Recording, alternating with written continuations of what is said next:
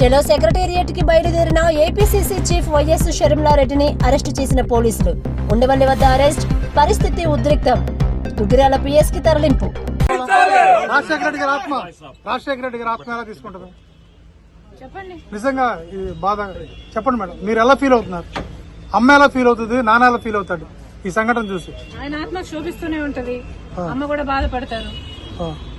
ఈరోజు రాజశేఖర రెడ్డి బిడ్డ పోరాటం చేస్తుందంటే ఎందుకోసం చేస్తుంది? ఆంధ్ర రాష్ట్రంలో బిడ్డలకు ఉద్యోగాలు రావట్లేదని పోరాటం చేస్తే కనీసం సెక్రటేరియట్ లో రిప్రజెంటేషన్ ఇవ్వడానికి కూడా ఈరోజు హక్కు లేదు, మాట్లాడడానికి స్వేచ్ఛ లేదు, జర్నలిస్ట్ రాయాలన్నా కొట్లాడాలన్నా స్వేచ్ఛ లేదు.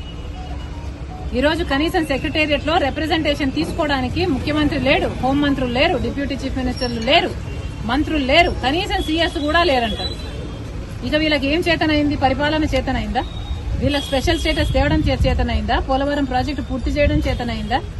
విశాఖ స్టీల్ ప్రైవేటైజ్ అయిపోతుంటే దాన్ని ఆపడం చేతనైతుందా?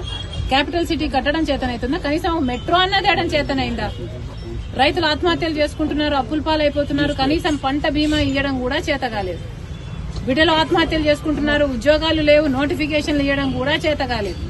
రాజశేఖర రెడ్డి గారు వదిలి వెళ్లేసిన ప్రాజెక్టులు పూర్తి చేయడం కూడా చేత కాలేదు.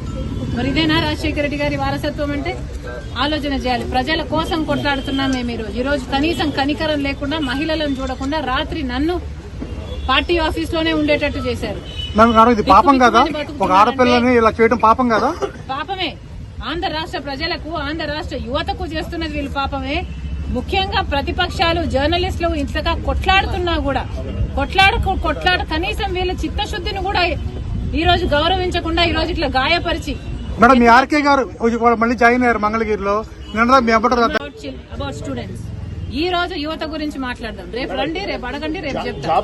కానీ ఈ రోజు 2,30,000 ఉద్యోగాలు ఇస్తామని చెప్పి ఇయ్యలేదు, జాబ్ క్యాలెండర్ ఇస్తామని చెప్పి ఇయ్యలేదు, 23,000 మెగా డిఎస్సీ అని చెప్పి ఈ రోజు దగా డిఎస్సీ 6,000 ఇచ్చారు. అది కూడా 26 రోజులు టైం ఉండగా ఇచ్చారు.